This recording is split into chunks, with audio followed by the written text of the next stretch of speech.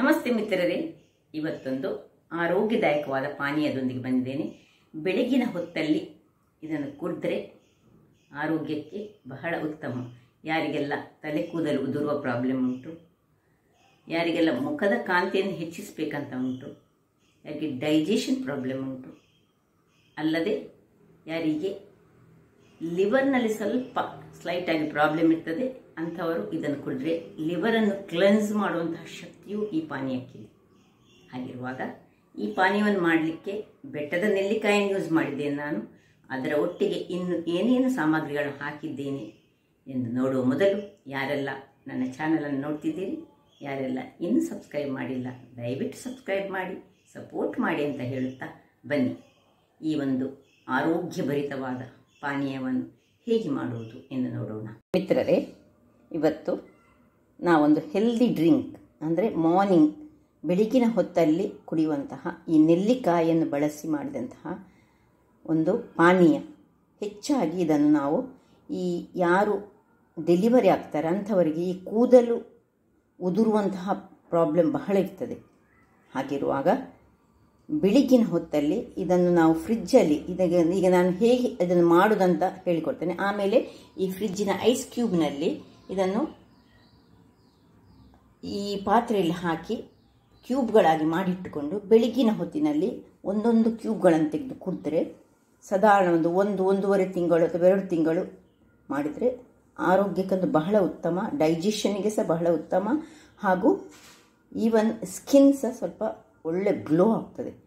ಹಾಗಿರುವಾಗ ಹೀಗೆ ನಾರ್ಮಲ್ ಯಾರು ಸಹ ಇದನ್ನು ಕುಡಿಬೋದು, ಆದರೆ ಡೆಲಿವರಿ ಆದವರಿಗೆ ಇದು ಬಹಳ ಉತ್ತಮ. ಇಲ್ಲಿ ನೋಡಿ, ಒಂದು ತುಂಡು ಶುಂಠಿ ತೆಗೆದುಕೊಂಡಿದ್ದೇನೆ, ಇದರ ಸಿಪ್ಪೆ ತೆಗಿಬೇಕು. ಈಗ ಈ 6 ನಾನು ಬೆಟ್ಟದ ನೆಲ್ಲಿಕಾಯಿ ತೆಗೆದುಕೊಂಡಿದ್ದೇನೆ, ಮತ್ತು 10-12 ಎಳೆಗಳಷ್ಟು ನಾನು ಈ ಕರಿಬೇವಿನ ಸೊಪ್ಪನ್ನು ತೆಗೆದುಕೊಂಡಿದ್ದೇನೆ. ಈಗ ಮೊದಲಿಗೆ ಈ ಒಂದು ನೆಲ್ಲಿಕಾಯಿಯನ್ನು ಸಣ್ಣ ಸಣ್ಣದಾಗಿ ಕಟ್ ಮಾಡಿಕೊಳ್ಳೋಣ. ಈ ಶುಂಠಿಯನ್ನು ಸಹ ಹಾಗೆ ಸಣ್ಣದಾಗಿ ಕಟ್ ಮಾಡಿಕೊಳ್ಳೋಣ. ವೀಕ್ಷಕರೇ, ಇಲ್ಲಿ ನೋಡಿ, ಶುಂಠಿ ಕತ್ತರಿಸಿಕೊಂಡಿಟ್ಟೆ. ಈಗ ಕೊನೆಯದಾದ ಒಂದು ನೆಲ್ಲಿಕಾಯಿಯನ್ನು ಕಟ್ ಮಾಡ್ತಿದ್ದೇನೆ. ಇದು ಬೆಟ್ಟದ ನೆಲ್ಲಿಕಾಯಿ ಈಗ ಸೀಸನ್. ಈ ಟೈಮ್ನಲ್ಲಿ ನಾವು ಇದನ್ನು ಸ್ಟೋರ್ ಮಾಡಿಟ್ರೆ ಹೀಗೆ, ಮತ್ತು ಅದನ್ನು ಐಸ್ ಕ್ಯೂಬಿನ ಇದರಲ್ಲಿ ತೆಗೆದಿಟ್ಟು ಒಂದು ಜಿಪ್ ಲಾಕ್ನಲ್ಲಿರುವಂತಹ ಒಂದು ಪ್ಲಾಸ್ಟಿಕಲ್ಲಿ ಹಾಕಿದರೆ ಅದನ್ನು ಡೀಪ್ ಫ್ರೀಸಲ್ಲಿ ಇಟ್ಟರೆ ಎಷ್ಟು ಸಮಯ ಸಹ ನಾವು ಯೂಸ್ ಮಾಡಿಕೊಳ್ಬೋದು. ಅದರಿಂದಾಗಿ ಹೀಗೆ ಮಾಡಿ ಇದನ್ನೆಲ್ಲ ನಾನೀಗ ಈ ಒಂದು ಮಿಕ್ಸಿ ಜಾರಿಗೆ ಇದನ್ನು ಶಿಫ್ಟ್ ಮಾಡಿಕೊಳ್ತೇನೆ. ನೋಡಿ, ಇದರೊಟ್ಟಿಗೆ ನೀರು ಹಾಕೊಳ್ಳಿಕ್ಕೆ ಏನಿಲ್ಲ, ಈ ಬೀಜ ಡಿಸ್ಕಾರ್ಡ್ ಮಾಡಲಿಕ್ಕೆ. ಈಗ ಇದಕ್ಕೆ ಒಂದು 5-6 ಎಳೆಗಳಷ್ಟು, 10 ಎಳೆ ಸಹ ಹಾಕಿದರೆ ಸಾಕ್ತದೆ. ನಾನಿವತ್ತು 6 ನೆಲ್ಲಿಕಾಯಿ ತೆಗೆದುಕೊಂಡಿದ್ದೇನಲ್ಲ, ಅದರಿಂದಾಗಿ ಒಂದು 6-7 ಎಳೆಗಳಷ್ಟು ಕರಿಬೇವನ್ನು ಸಹ ಹಾಕ್ಕೊಂಡು ನಾವು ಈಗ ಇದನ್ನು ಚೆನ್ನಾಗಿ ನಾನು ಗ್ರೈಂಡ್ ಮಾಡಿ ತರ್ತೇನೆ. ವೀಕ್ಷಕರೇ, ಇಲ್ಲಿ ನೋಡಿ, ಗ್ರೈಂಡ್ ಆಗಿ ಹೀಗೆ ಆಗಿ ಬರ್ತದೆ. ಈ ರೀತಿಯ ಪೇಸ್ಟ್ ಆಗುವಾಗ ನಾವು ನೋಡಿ ಹೀಗೆ ಬರ್ತದೆ. ಈಗ ನಾವು ಇದನ್ನು ಎಲ್ಲವನ್ನು ಒಟ್ಟು ಮಾಡಿಕೊಳ್ಳೋಣ. ಇದಕ್ಕೆ ನಾವು ಇಷ್ಟವರೆಗೆ ಏನು ನೀರನ್ನೇ ಹಾಕೊಳ್ಳಿಲ್ಲ. ನೀವು ತಂದ ಬೆಟ್ಟದ ನೆಲ್ಲಿ ತುಂಬ ಡ್ರೈ ಆಗಿದ್ದರೆ ಸ್ವಲ್ಪ ಬಿಸಿ ತಣ್ಣಗಾದ ನೀರು ಬೇಕಿದ್ರೆ ಯೂಸ್ ಮಾಡ್ಕೊಳ್ಬೋದು.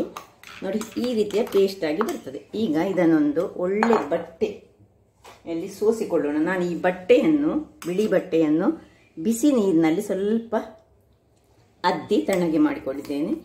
ಈಗ ಇದರಿಂದ ಎಷ್ಟು ನಮಗೆ ಜ್ಯೂಸ್ ಬರ್ತದೆ ಅಷ್ಟು ಜ್ಯೂಸನ್ನು ನಾವು ತೆಗೆದುಕೊಳ್ಳೋಣ. ಹೀಗೆ ಹಾಕ್ಕೊಂಡು ಹಿಂಡಿಕೊಳ್ಬೇಕು ನಾವು. ಇದು ನಾವು ಸ್ಟೋರ್ ಮಾಡಲಿಕ್ಕೋಸ್ಕರ ನಾವು ಮಾಡ್ತಿದ್ವಿ. ನೋಡಿ, ಒಳ್ಳೆ ಎಷ್ಟು ನೀರು ಬರ್ತದೆ ನೋಡಿ. ಏನು ನಾವು ನೀರು ಹಾಕ್ಕೊಳ್ಳಿಲ್ಲ ಇದಕ್ಕೆ, ಆದರೆ ಸಹ ಇದು ನೆಲ್ಲಿಕಾಯಿಯ ನೀರೇ ಇದು. ಇನ್ನೂ ಸಹ ಸ್ವಲ್ಪ ನನ್ನದು ಮಿಕ್ಸಿ ಒಳಗೆ ಉಂಟು, ಅದನ್ನು ಸಹ ಹಾಕ್ಕೊಳ್ತೇನೆ ನಾನು. ಸುರಿಗೆ ಸ್ವಲ್ಪದಾಗಿ ಹೀಗೆ ತೆಗೆದು ಒಳ್ಳೆ ಹಿಂಡಿಕೊಳ್ಬೇಕು. ಸ್ವಲ್ಪ ಸಹ ಅದರದ್ದು ಚೆರಟೆಗಳು ಬರಬಾರ್ದು.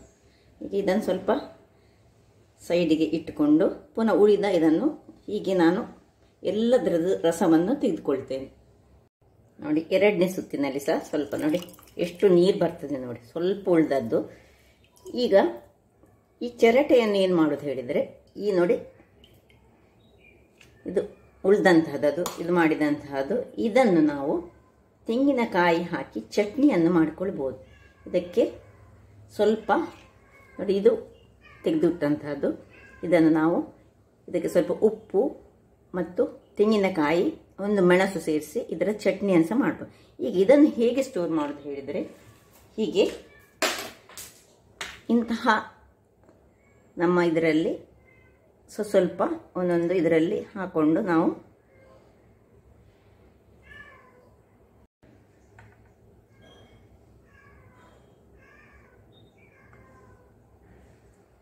ಈ ರೀತಿ ಇದನ್ನೀಗ ಫ್ರಿಡ್ಜಲ್ಲಿ ನಾನು ಸ್ಟೋರ್ ಮಾಡಿಕೊಂಡು ಇಡ್ತೇನೆ.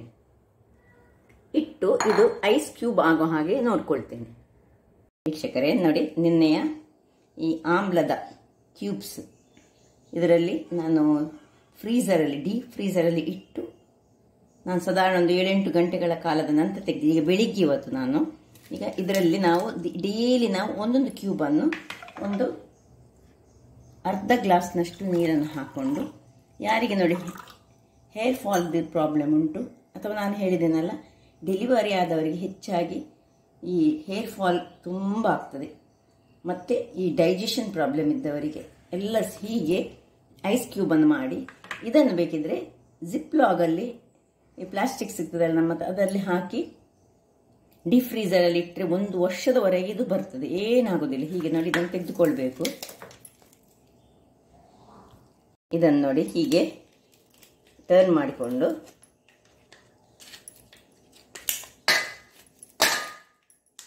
ನೋಡಿ ಹೀಗೆ ಒಂದೆಲ್ಲ ಒಂದು ಸಲ ಕ್ಯೂಬ್ಗಳಾಗಿ ಬರ್ತದೆ. ನೋಡಿ ಈ ರೀತಿಯ ಕ್ಯೂಬ್ಗಳಾಗಿ ಬರ್ತದೆ. ಇದರಲ್ಲಿ ಒಂದು ಕ್ಯೂಬನ್ನು ಹಾಕ್ಕೊಂಡು ಡೈಲಿ ಒಂದೊಂದು ಅರ್ಧ ಲೋಟ ನೀರಿನಲ್ಲಿ ಈ ಬ್ಲ್ಯಾಕ್ ಸಾಲ್ಟ್ ಇದೆ ಬ್ಲ್ಯಾಕ್ ಸಾಲ್ಟ್ ಹಾಕಿ, ಇಲ್ಲದಿದ್ದರೆ ಈ ಕಲ್ಲುಪ್ಪು ಸಹ ಹಾಕಿದರೆ ಸಾಕಾಗ್ತದೆ, ಬೇಕಿದ್ರೆ ಮಾತ್ರ ಉಪ್ಪು ಹಾಕ್ಕೊಳ್ಬೋದು. ಇದನ್ನು ಹೀಗೆ ಕಲಗಿಸಿಕೊಂಡು 1-2 ನಿಮಗೆ ಎಷ್ಟು ಬೇಕು ನೋಡಿ, ಇದು ಸ್ವಲ್ಪ ಸಣ್ಣ ಕ್ಯೂಬ್ಸ್ ನನ್ನದು. ಇದನ್ನು ಹೀಗೆ ತಿರುಗಿಸಿದರೆ ನೋಡಿ, ಡೈಲಿ ಕುಡಿದ್ರೆ ಡೈಜೆಷನ್ಗಂತೂ ಬಹಳ ಉತ್ತಮ. ಅಥವಾ ಇದಕ್ಕೆ ಬೇಕಿದ್ರೆ ನೀವು ಲಿಂಬು ರಸ ಸಹ ಬೇಕಿದ್ರೆ ಸೇರಿಸ್ಕೊಳ್ಬೋದು ಅಗತ್ಯ ಇದ್ದರೆ. ಅಗತ್ಯವೇ ಏನಿಲ್ಲ, ಇಷ್ಟರಲ್ಲಿ ನಾನು ಹೇಗೆ ಮಾಡಿದ್ದೇನೆ ನೋಡಿ ಅದರಲ್ಲಿ ಮಾಡಿ ಇದನ್ನು ನೋಡಿ ಹೇಗೆ ಚೆನ್ನಾಗಿ ಬೇಕಿದ್ರೆ ಸ್ವಲ್ಪ ಇದು ಕೋಲ್ಡ್ ಅಂತ ಆದರೆ ಸ್ವಲ್ಪ ಹೊತ್ತು ಇಟ್ಟು ತಣ್ಣಗಾದ ಮೇಲೆ ಸಹ ಕುಡಿಬೋದು. ಹಾಗಾದರೆ ನೋಡಿದ್ರಲ್ಲ ವೀಕ್ಷಕರೇ, ಯಾವ ರೀತಿಯಾಗಿ ಇಷ್ಟು ಕುಡಿದ್ರೆ ಸಾಕು, ಅರ್ಧ ಲೋಟಗಳಷ್ಟು ಕುಡಿದ್ರೆ ಸಾಕು. 1 ತಿಂಗಳು ಮಾಡಿ ನೋಡಿ, ಹೇರ್ ಫಾಲ್ ಸಹ ಉದುರುವುದು ಕಡಿಮೆ ಆಗ್ತದೆ. ಅದರ ಒಟ್ಟಿಗೆ ನಮಗೆ ಈವನ್ ಈ ಸ್ಕಿನ್ಗೆ ಗ್ಲೋ ಬರ್ತದೆ, ಡೈಜೆಷನ್ ಸಿಸ್ಟಮ್ ಕರೆಕ್ಟ್ ಆಗ್ತದೆ. ಹಾಗಾದರೆ ನನ್ನ ಈ ಕುಕಿಂಗ್ ಚಾನಲ್ ನಿಮಗೆ ಇಷ್ಟ ಆದರೆ ಪೋಳೂರು ಸುವರ್ಣ ಚಾನಲನ್ನು ಲೈಕ್ ಮಾಡಿ, ಶೇರ್ ಮಾಡಿ ಹಾಗೂ ಸಬ್ಸ್ಕ್ರೈಬ್ ಮಾಡಿ ಹಾಗೂ ನನ್ನ ಇನ್ಸ್ಟಾಗ್ರಾಮ್ ಪೇಜನ್ನು ಫಾಲೋ ಮಾಡಿ. ಧನ್ಯವಾದಗಳು.